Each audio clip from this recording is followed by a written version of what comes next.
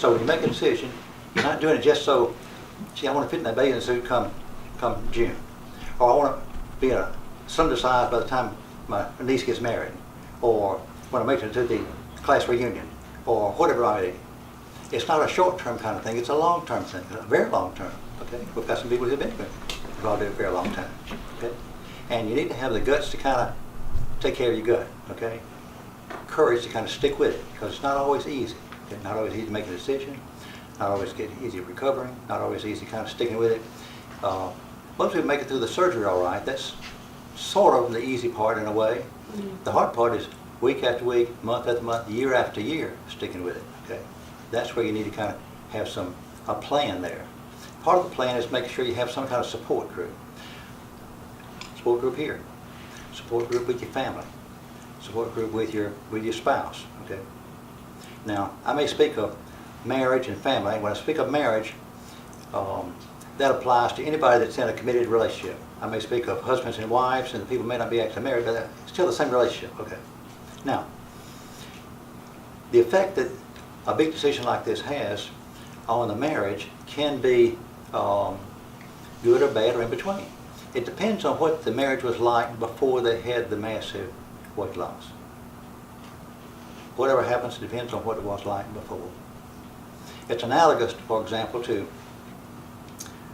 having a child, especially your first child. What does that do to a marriage? What does it do? Well, it depends on the marriage, okay? It could be that it pulls them closer together. If it's a good marriage, they're going to pull closer together, okay? We're going to enjoy this child together. We're going to raise the child together. We're going to take turns standing up at the middle of the night walking, changing the diapers, take them to the doctor. We're going to do it together and enjoy it together, okay? Support each other along the way.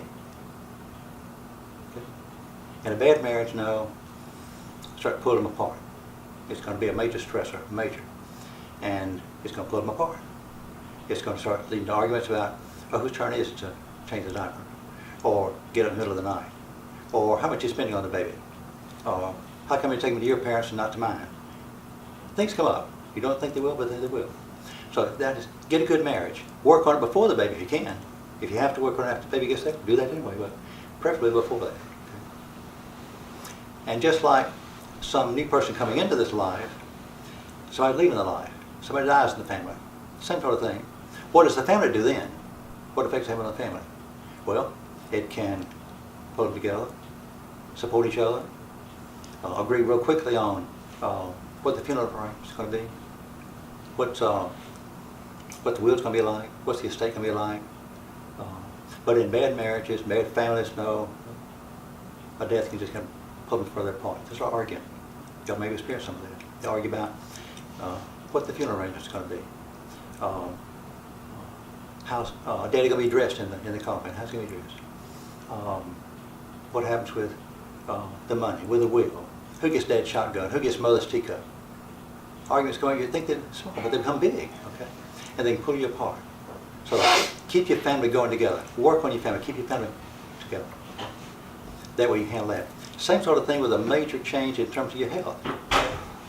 Major change. It depends on what you would like in your marriage before the surgery, okay?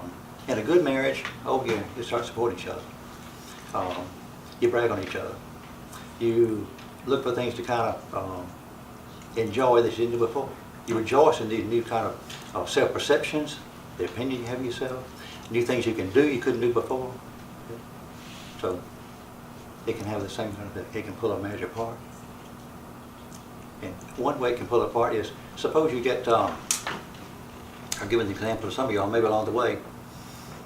Suppose you've got a woman who's insecure in a marriage. Okay, I'm going to have this surgery, I'm going to lose some weight. I want to keep my husband in my bed, so to speak, okay? And that works fine until she gets mad at him, okay? Then she starts putting back on, well, I'll show you. Start putting back on the pounds. Okay? Or the husband's pushing for her to get the surgery. I want you back like you were when you were a high school majorette, okay? All right? And that's fine. She starts losing weight, looking better. Next thing you know, and he didn't even realize what he's done. He's brought home a box of candy, all right? He doesn't want to be looking that good, okay? If it was a secure marriage, he'd be fine. He'd be rejoicing in that. But no, he gets to where no, he doesn't do that. Decreased sexual interest has been a problem with a lot of people with their excess weight. Obesity can affect sex drive, libido it's called, to where it just kind of stops altogether. And it can be due to physical reasons or psychological reasons or both. Physically, you've got hormones going on. That'll decrease the sex drive, okay? Whether it's estrogen or testosterone. Okay? Hormones can kind of decrease it. In addition, you've got high blood pressure, diabetes, high cholesterol. All those things can decrease the sex drive. All of them can. Emotional problems can. Depression particularly. Now, most of the people that I see aren't afflicted with major depression. Some have been, most are not. Okay. However, bless your heart. Most of them have some degree of depression. About a third are on antidepressant medication when I see them. That's a third of them when I see them. If you look at how many of them have been on antidepressant medications in their whole life, it's way over 50%, closer to 65%. Okay. So depression kind of comes with that territory. Okay. Particularly in women, more than in men. Okay. And the depression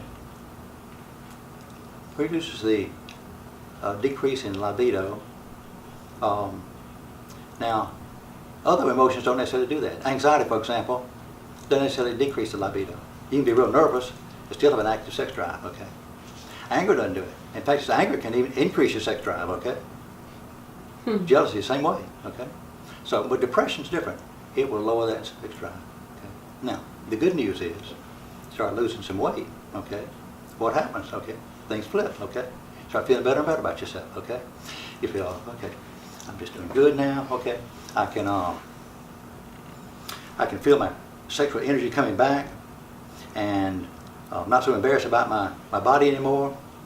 I don't have to undress in the dark, in the bathroom, okay? I can let my husband or spouse see me the way I really am, okay? You start feeling good about yourself. And you start noticing other people noticing you. You start noticing, that's a good feeling too. Boost your self-esteem. Your self-esteem is what you think about yourself, how good you like yourself. Body image is a major part of that. And in people undergoing weight surgery, it's a major thing there too. Major improvement, okay? Major improvement. Well, now, what you don't want to happen is, in a bad marriage, a jealous husband or wife, okay, I don't want you losing that much weight. I don't want you looking that good. I don't want you kind of flirting with somebody else. Didn't used to flirt. When you were heavy, didn't flirt, okay? Now you start flirting a little bit, okay? And you get some positive feedback. So watch what you do in terms of going too far in terms of your sexual energy, okay? Too far. Now, stress becomes one of those things that you have to watch out for. One of the tests I give on my battery of tests, and let me say, most of the doctors around the country that give weight loss surgery, they require the psychological evaluation. Most insurance companies require it. Because you've got a situation where you want to lose the weight. Everybody says they're going to stick to the plan. Not everybody does, okay? Not everybody does. But what can cause you to get off of it? Well, one thing could be just lack of willpower. Lack of willpower. And so we try to get some estimate of that in our testing. We look at how much you've done in the past. Have you recovered from other surgeries? Okay, well, usually have. Okay, most people have. Have you a pretty strong marriage, or do you have a situation where no, your spouse is not really supporting this surgery?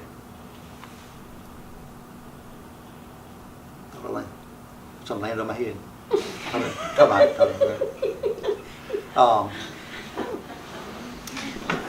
Y'all got me thrown off now. Anxiety. One of the tests I give is a measure of stress you've been under. Most everybody's been under some stress in the last year. Some been on a lot. And when you're under stress, there's a tendency to eat, okay? It goes back to some innate drive that we have to put something in our mouth whenever we get nervous. It goes back to putting a nipple in your mouth, a pacifier, a bottle, later on chewing gum, Coca-Cola, cigarettes, beer, food. It's a natural thing to do.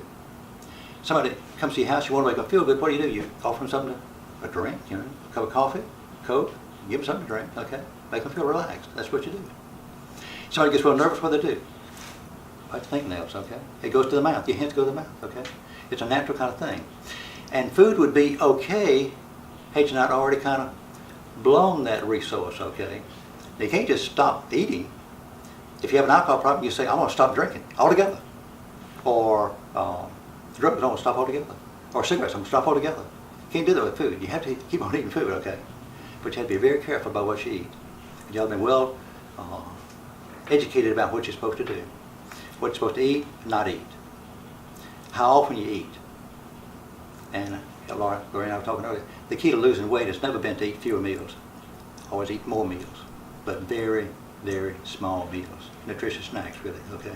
Several times a day, okay? Several times a day. What you eat, how much you eat, how often you eat. And still, you might need some stress management to learn how to handle stresses, anxiety situations that don't involve putting something in your mouth, okay? Learn stress management, okay? Counseling can help on that, just like marriage counseling can help with a marriage. Okay? Learn things to kind of control your stress with putting something in your mouth, okay? Now, you got the combination of family support, marriage support, then your own self-support in terms of stress management skills, okay? Those three things get you through a lot of things, okay? And you got always friends around you kind of help. Like the Beatles said, now, I'll get by with a little help from my friends, right? Okay? Mm-hmm. So that's what you want to do, okay? All right. Well, let me stop there. See if y'all have any kind of questions or comments now, okay?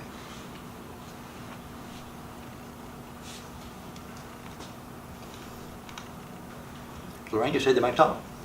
Might make a liar out of them.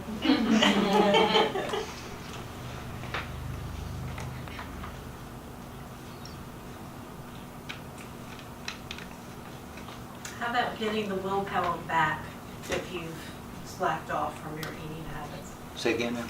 Getting your willpower back, trying to get back into eating correctly, proper nutrition.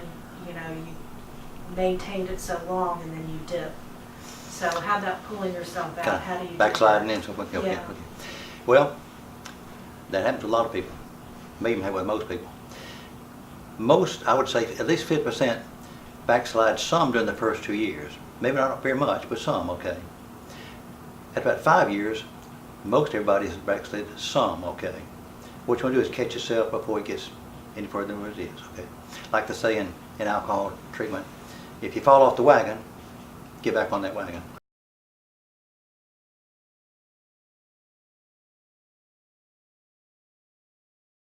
For various reasons in our society.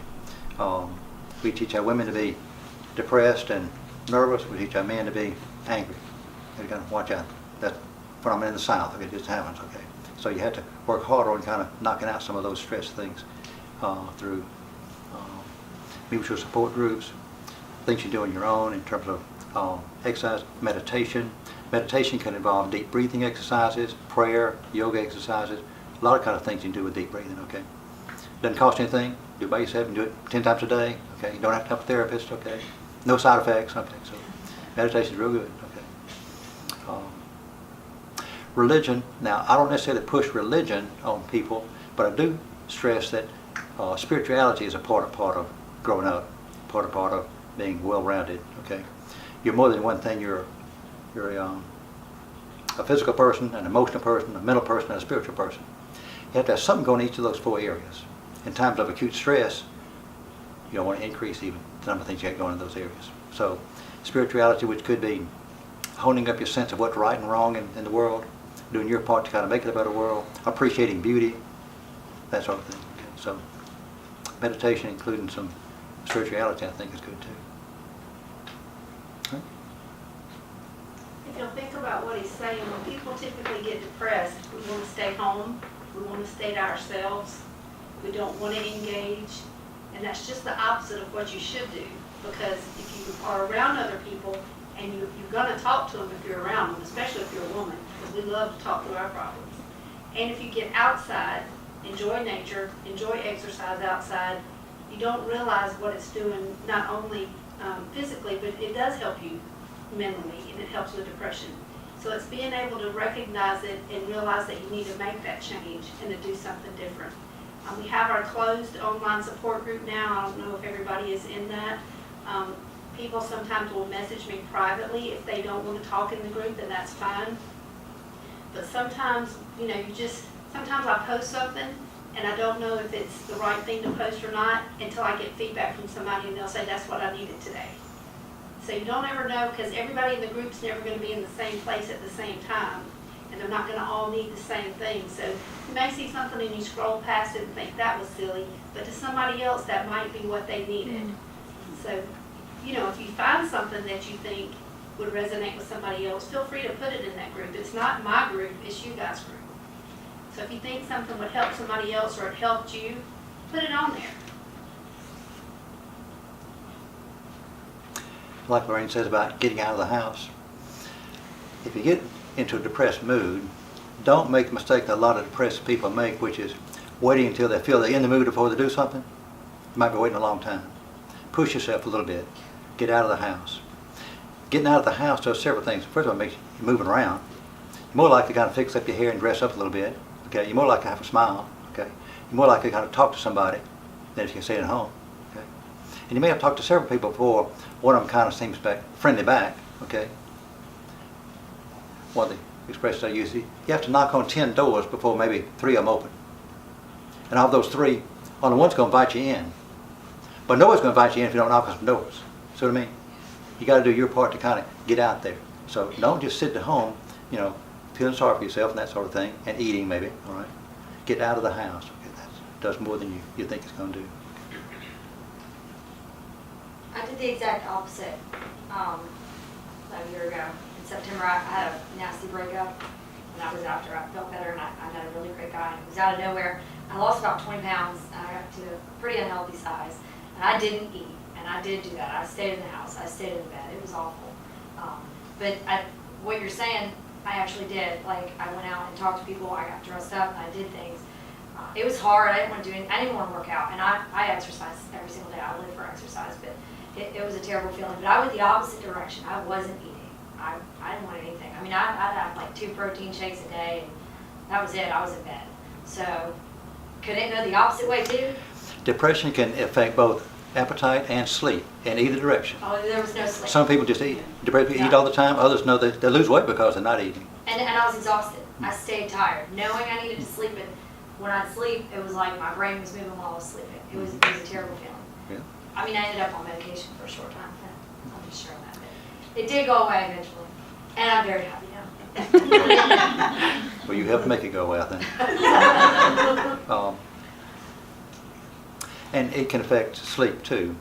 Some depressed people just sleep all the time. That's their escape. Others, no, they can't sleep at all. They're just nervous. They wake up early, can't go back to bed. Okay. So again, all these kind of stress management things, okay, they come into play and help that. One thing to kind of keep in mind is by default or by nature, sometimes people get more depressed during the holidays. It's not a happy, fun time for everybody. Some people don't have a good family or a good family relationship to spend the holidays with. And you don't know that by looking at somebody. You can't tell that. But some people, the holidays are a really hard time. And it's a little different for people who have had bariatric surgery, because if it's your first holiday through that, you have a little bit of anxiety about how am I going to eat? How am I going to eat in front of this extended family? You know, my family at home is used to it, but now I'm going to be around everybody. And they're going to be watching me. They're going to want to know why I'm not eating very much. So keep those things in mind, because even if you don't cognitively think about it, it may be in the back of your mind as the holidays start coming and you start thinking about it. And what I suggest to people is eat the things that are your favorite things first, because you're only going to be able to eat a small amount of stuff. The stuff that you don't really care if you eat or not, but that we normally do because it's just there because Aunt Sally always brings that, leave that for last, because it doesn't matter really if you don't eat that. And you don't owe anybody an explanation. You can give it if you want, but you don't owe it to anybody. You have to have the guts to kind of stand up and tell people, I can't eat that. And tell other people, no, stop trying to push food on me. I'm not trying to hurt Aunt Sally's feelings, nothing, but I don't want that. You keep pushing me, I'm going to leave.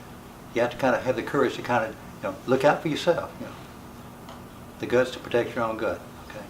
And talking about eating holidays, got Halloween, Thanksgiving, Christmas, New Year's, Valentine's.